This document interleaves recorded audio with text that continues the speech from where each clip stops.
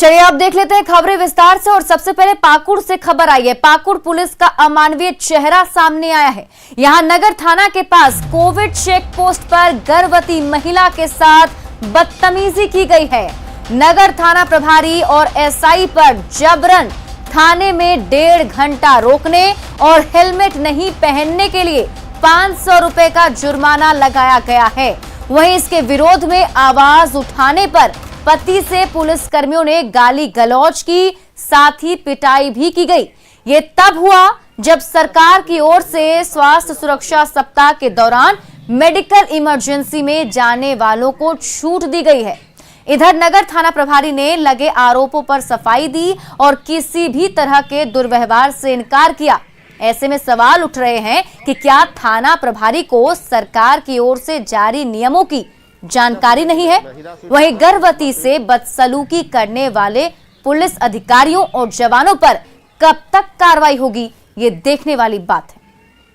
पति बोले जब कि मेरी वाइफ प्रेग्नेंट है, उसको जाने दीजिए, बहुत हालत खराब है, सीरियस है। लेकिन मैं पति को मारते हुए अंदर लेके गए, साथ में हमको भी धकेलते हुए लेके गए साथ में। उसके बाद धकेलते हुए लेके गए, 1.5 घंटे तक हम लोग को थाना में बैठा के रखा गया।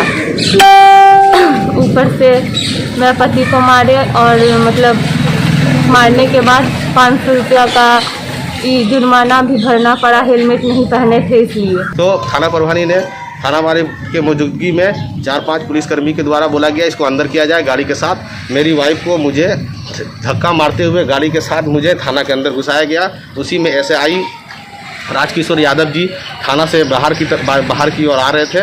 उन्होंने मुझे 3-4 थप्पड़ मेरे मुंह में मार दिए। मारते हुए मुझे थाना के वहाँ पर ले जा करके थाना में ले जा करके वहाँ लगभग 1 से 1.5 घंटा हमको वहाँ पर रोक के रखे।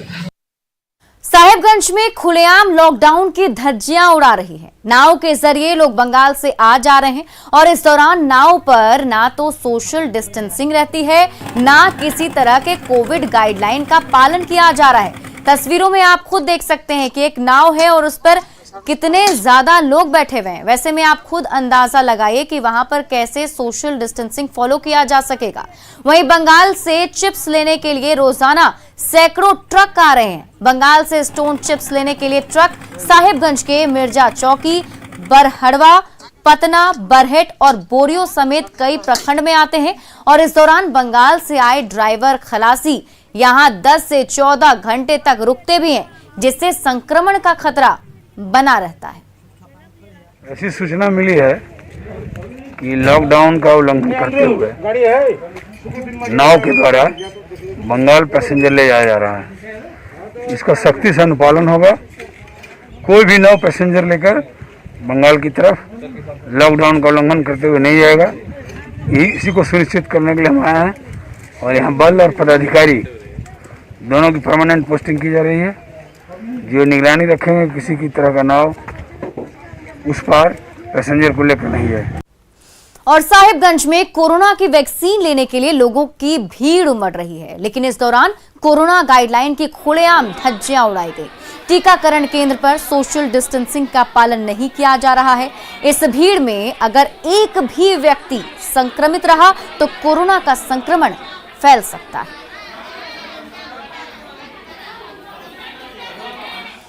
पूर्वी सिंहभूम के घाटशिला के ग्रामीण इलाकों में डॉक्टर सुनीता देवदूत सोरेन लोगों को टीकाकरण के लिए जागरूक करने में जुटी है। अपनी टीम के साथ doctor Sunita door to door corona virus जैसे महामारी बीमारी से हम बच सकते हैं। आप देख सकते हैं कैमरा में कि देवदूत जो है गली गली गांव-गांव में घूम रही है, लोगों से डोर टू डोर संपर्क कर रही है और यह बताने का प्रयास कर रही है कि यह वैक्सीन हमारे लिए कितनी जरूरी है और लोगों को यह भी बता रही है कि आप कोविड-19 की जांच अवश्य कराएं, जिससे हमें यह पता चल पाए कि हमें बीमारी है कि नहीं है। देवदूत सोरेन जी, आप बताइए कि किस तरह आप गाँव डोर टू डोर आप लोगों को समझाने का प्रयास कर रही है। मैं एक्चुअली अभी देखा जा रहा है कि जहाँ भी यहाँ वैक्सीन सेंटर है वहाँ पर देख रहे हैं कि गांव वालों की संख्या बहुत कम है। तो ये देख करके लगा कि नहीं, और ख़ास करके आदिवासी लोगों में जागरूकता की थोड़ी सी कमी है वैक्सीन को लेकर के। तो लगा कि नहीं, हम लोग कुछ करते हैं। तो हम लोग आदिवासी महिला मंच की तरफ से मैं डॉक्टर सुनीता देवदूत सोरेन और यशोधा रानी बेसरा जी और साथ में ये भी मेरी बहन है, तो हम लोग मतलब ये ट्राई किए कि गांव में जाते हैं और लोगों को वैक्सीन के प्रति जागरूक करते हैं। क्योंकि अभी के टाइम में वैक्सीन ही एकमात्र उपाय है कि जो कि हमें कोरोना से बचा सकता है। दुमका के ग्रामीण क्षेत्र में लोगों को कोरोना महामारी के प्रति जागरूक करने के लिए डुमरथर स्कूल के प्रिंसिपल डॉक्टर सपन कुमार पत्रलेख लगातार प्रयास कर रहे हैं और लोगों को कोविड-19 के नियमों को विस्तार से बता रहे हैं। साथ ही कोरोना वैक्सीन लेने के लिए लोगों को प्रेरित भी कर रहे हैं। आपको बता दें कि कोरोना काल में डॉक्टर सपन कुमार पत्रलेख गांव के बच्चों को दीवारों पर ब्लैक बोर्ड बनाकर चित्र और अल्फाबेट लिखकर शिक्षित कर रहे हैं, जिसकी प्रशंसा पीएम मोदी ने अपने मन की बात कार्यक्रम में की थी। डुमरथर गांव में आज कोरोना टेस्ट के लिए शिविर लगाया गया है, जिसमें कि हमारे प्रखंड के प्रखंड विकास पदाधिकारी श्री फुलेश्वर मुर्मू जी खुद गांव में आए हुए हैं। साथ ही ग्रामीणों का काफ़ी सहयोग मिल रहा है और जैसा आप जानते हैं कि हम लोग खुद जो है गांव में घर घर जा कर के कोविड-19 के नियमों को भी गांव वाले को लगातार बता रहे हैं कोरोना पीरियड में। साथ ही लोग काफ़ी यहाँ जागरूक हैं, यहाँ मास्क का उपयोग कर रहे हैं, साथ ही घर से बाहर नहीं निकलते हैं और 2 गज की दूरी, साफ सफाई का भी ख्याल रखते हैं। सरकारी कार्यालय और सूचना तंत्र के जरिए लोगों तक मदद पहुंचाई जा रही है, लेकिन अब सोशल मीडिया का प्लेटफॉर्म ट्विटर भी मदद का जरिया बन गया है। पूर्वी सिंहभूम के मुसाबनी प्रखंड में कॉलेज की छात्रा रानी बेगम ने ट्विटर के जरिए बुजुर्ग महिला को मदद पहुंचाई। रानी भारतीय प्रशासनिक सुधार और जन शिकायत परिषद से भी जुड़ी हैं। उन्होंने डीसी को ट्वीट किया था, जिस पर संज्ञान लेते हुए वीडियो को असहाय महिला की मदद का निर्देश दिया गया। वहीं बलिया गोड़ा गांव की जहूरन बीबी को भी ट्विटर के जरिए मदद मिली। उन्हें अनाज के साथ ही आर्थिक सहायता भी दी गई। साथ ही उनका आधार कार्ड बनाने की प्रक्रिया भी शुरू हो गई है। डीसी सर को गया हुआ था, उनके माध्यम से मेरी जानकारी में आई और सर के तुरंत दिशा निर्देश या उनके आदेश का अनुपालन करते हुए बदिया में जो विक्षित महिला है उनको किसी भी तरह की कोई सुविधा नहीं थी, सरकारी सुविधा प्राप्त नहीं थी, तो अभी फिलहाल उनको 30 केजी चावल उपलब्ध करा दिया गया राशन के नाम पे और तेल, कुछ आर्थिक मदद भी किए गए हैं। और आधार के लिए आज ही हमारी टीम वहाँ गई हुई है। यदि आज आधार बन जाते हैं तो हम पेंशन के लिए तुरंत अप्लाई करेंगे और उम्मीद है कि आज ही इनका पेंशन के लिए भी हम लोग स्वीकृति दे देंगे। एक संस्था से जुड़ी हुई हूँ, भारतीय प्रशासनिक सुधार एवं जन शिकायत परिषद, मैं उसकी अनुमंडल अध्यक्ष हूँ। मैंने मौसमी भगत संगठन सचिव महिला प्रकोष्ठ की, उसे मैंने इस समस्या से अवगत कराई और उन्होंने इसे डीसी सर के पास ट्वीट की और जैसे ही ट्वीट की उसके 9 घंटा के बाद ही इसे ये केस को संज्ञान में लिया गया।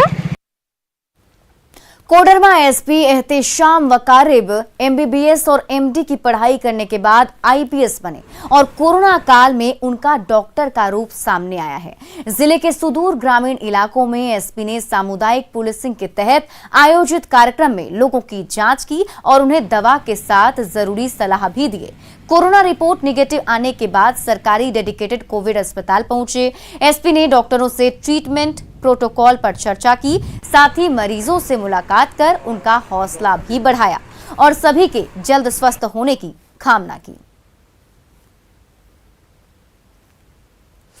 कोरोना संक्रमण रोकने के लिए जारी स्वास्थ्य सुरक्षा सप्ताह में सार्वजनिक आयोजनों पर रोक है, लेकिन गिरिडीह में इसकी खुलेआम धज्जियां उड़ाई गई। कल देवरी प्रखंड के नावाबान में 2 अलग अलग जगह ऑर्केस्ट्रा का आयोजन किया गया, जिसमें काफी भीड़ जुटी थी। इस दौरान कोरोना गाइडलाइंस की जमकर अनदेखी की गई। बड़ी बात रही कि रात भर ऑर्केस्ट्रा चलता रहा और देवरी पुलिस को इस आयोजन की भनक तक नहीं लगी। ये 2 तस्वीरें आपके टीवी स्क्रीन पर देखिए। गिरिडीह में 2 जगह पर ऐसे समारोह हुए, डीजे के गाने बजे, लोग जमकर थिरके इस गाने पर, लेकिन पुलिस को इसकी भनक तक नहीं लगी।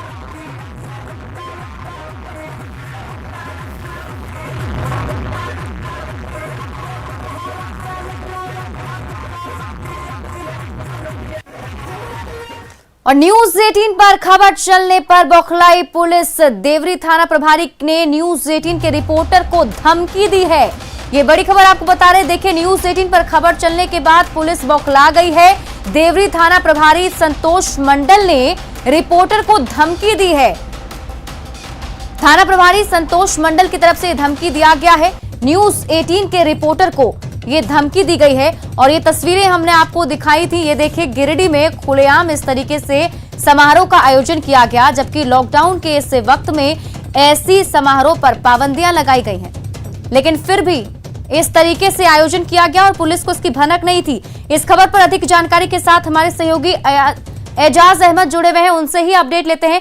एजाज, ये देखिए, हमने तो खबर भी चलाई और हम तो लोगों को जागरूक ही कर रहे हैं कि ऐसे समारोह को नहीं करना चाहिए, लेकिन पुलिस की तरफ से ये धमकी दी गई है। बिल्कुल, जिस तरह से कोरोना के खिलाफ सरकार का और पूरे प्रधानमंत्री का जो दावा है कि हम कोरोना के खिलाफ जंग में जीतेंगे, लेकिन इस बात को लेकर के जो देवरी पुलिस है बिल्कुल बौखलाई हुई है और बिल्कुल भी गंभीर नहीं है। क्योंकि अगर आप देखें तो अगर सड़क पे अगर कोई गरीब आदमी अपने रोजगार की तलाश में अगर मिल जाए तो उन्हें ये लोग गाली गलौज कर देते हैं और 2 थप्पड़ मार देते हैं और इन्हें लगता है कि इस तरह से कर देने से हम कोरोना के खिलाफ जीत जाएंगे। लेकिन वहीं इसके बरक्स दूसरी जगह पे इस तरह के नाच गान के आयोजन किए जा रहे हैं और पुलिस को भनक तक नहीं लगती है। और ये इतनी बड़ी घटना है कि यहाँ पे सैकड़ों की संख्या में लोग रात भर बिना सोशल डिस्टेंसिंग के पालन किए हुए, बिना मास्क पहने हुए लोगों ने यहाँ भीड़ का जमावड़ा किया और पुलिस कहती है कि हमें कुछ पता ही नहीं चली है। बिल्कुल एजाज, ये भी बताइएगा कि आपको जो धमकी दी गई है, जैसा बताया जा रहा है कि आपको धमकी भी मिली है, तो क्या कुछ कहा गया उसमें? जी, जिस तरह से मुझे इन्फॉर्मेशन आई थी इस खबर को लेकर के थाना प्रभारी हैं वो बहुत आपसे गुस्साए हुए हैं। तो मैंने फोन की और मैंने बात करने की कोशिश की कि सर इस तरह की कोई बात नहीं है, जो भी खबरें दिखाई, जो मुझे रिपोर्ट में आई, जो हमारे रिपोर्टर्स ने बताया है वही मैंने खबर दिखाई है। तो उन्होंने मुझे कहा कि आपने जो भी किया वो बहुत गलत किया और इस तरह की एक्सपेक्टेशन नहीं थी, लेकिन do your work and I will do my work. वो थ्रेटनिंग आवाज में, थ्रेटनिंग मोड में आकर के उन्होंने कहा कि आप अपना काम करो, मैं अपना काम करने मुझे आता है। बिल्कुल, मतलब ये तो वही वाली बात हो गई कि आपको हम अगर सिखाएं, आपको अगर बताएं कि यहाँ पर गलती हो रही है तो आप हमें ही डांटेंगे। जी, और इतना कह करके उन्होंने फोन कट कर दिया। चलिए, कोई नहीं, इस पर आप नजर बनाए रखिए, आगे भी इस खबर पर अपडेट आपसे लेते रहेंगे। चलिए, बहुत बहुत शुक्रिया एजाज तमाम जानकारी के लिए और हमसे बातचीत करने के लिए। देखिए, हमारे रिपोर्टर जो एजाज अहमद थे जिन्होंने ये खबर दिखाई थी और ये खबर हमने आपको बताया था, लेकिन अब देखिए इस खबर को चलने के बाद जो है देवरी पुलिस कहीं ना कहीं बौखला गई है। और इस मामले पर जब हमने एसपी से बात करने की कोशिश की तो उन्होंने भी चुप्पी साध ली है। इस मामले पर कुछ भी बोलने से बचने की कोशिश कर रहे हैं और बोलेंगे भी कैसे। गिरिडीह में पूरी रात इस तरीके से समारोह होता रहा। ऐसे वक्त में, लॉकडाउन के वक्त में, जब ऐसे समारोह पर पाबंदियां लगाई गई हैं और हमने जब वो सच्चाई दर्शकों को दिखाई, हमने जब वो खबर चलाई, तो अब जाकर पुलिस जो है वो बौखला गई है और पुलिस की तरफ से धमकी भी दी जा रही है। धनबाद के महुदा में रहने वाले एक परिवार का जीना भू माफियाओं ने मुहाल कर दिया है। माफिया पीड़ित से 12 लाख रुपए रंगदारी मांग रहे हैं और जब पैसा नहीं दिया गया तो उसके घर को जेसीबी से तोड़ डाला। विरोध करने पर परिवार के लोगों की पिटाई की गई। यही नहीं, माफिया के गुर्गों ने महिलाओं के साथ भी दुर्व्यवहार किया है।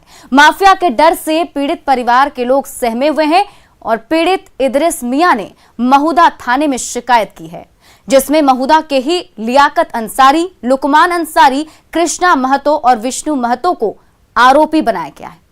कहना था कि हमको जमीन दे दो, तो हम बोले कि हम जमीन नहीं बेचेंगे, नहीं देंगे, क्योंकि ये हमारा मामा का जो इदरिस मियां का जमीन है वो हमको दिए हैं, हम जमीन नहीं बेचेंगे। तो उन लोग बोला कि नहीं बेचेगा तो तुमको यहाँ रहने नहीं देंगे, तुमको परेशान कर देंगे, तुम कैसे रहेगा देखेंगे।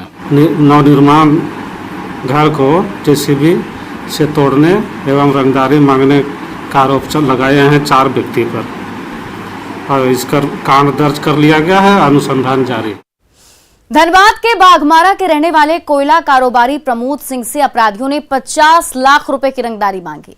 यही नहीं, अगर पैसा नहीं दिया तो वासेपुर के लाला खान की तरह अंजाम भुगतने की धमकी दी है।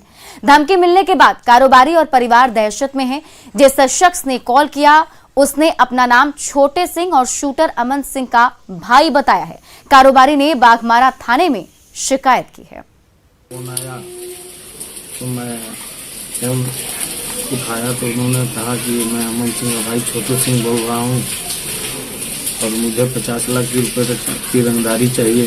तो हम लोग किस लिए भैया, तो उन्होंने कहा कि नहीं, हम लोग को 50 लाख रुपए आपको देना पड़ेगा, तो आप अभी हम लोग को समझते नहीं हैं, तो अभी आप 4 दिन पहले लाला को देखे हैं ना जो कांड हुआ, अब 4 रोज इंतजार कीजिए, आपके साथ भी वैसा ही होगा। प्रमोद सिंह के द्वारा, जो कि कोयला का काम करते हैं, उनके द्वारा एक आवेदन आया था, जो कोई व्हाट्सएप कॉलिंग, नेट कॉलिंग आया था उनको कल 11 बजे के आसपास, और उनसे 50 लाख का रंगदारी मांगा गया था। तो उसी के बारे में आवेदन आया है, उस पर जांच चल रहा है। धनबाद के कतरास में गुप्त सूचना के आधार पर पुलिस ने अवैध शराब की एक बड़ी खेप को पकड़ा। पिकअप वैन पर लदी सब्जी के अंदर शराब माफिया अवैध शराब छिपाकर 12 पेटी शराब ला रहे थे। छापेमारी के दौरान पुलिस को चकमा देकर पिकअप वैन का ड्राइवर फरार हो गया। पुलिस ने खलासी को पकड़ लिया है। फिलहाल पुलिस ये पता लगा रही है कि किस शराब माफिया की ओर से इसे मंगाया गया था और इसे कहां पर भेजा जाना था। जौहर झारखंड के इस बुलेटिन में अभी के लिए बस इतना ही, लेकिन न्यूज़ 18 बिहार झारखंड पर खबरों का सिलसिला लगातार जारी है।